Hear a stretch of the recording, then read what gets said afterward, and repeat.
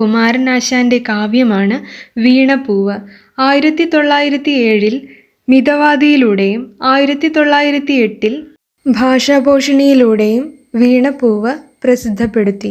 സുദീർഘമായൊരു ഖണ്ഡകാവ്യമാണ് വീണപ്പൂവ്.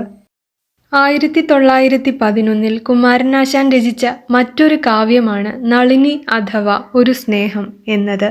ഇതിൽ നളിനി, ദിവാകരൻ എന്നിവരുടെ സ്നേഹബന്ധത്തെയാണ് അടയാളപ്പെടുത്തുന്നത്.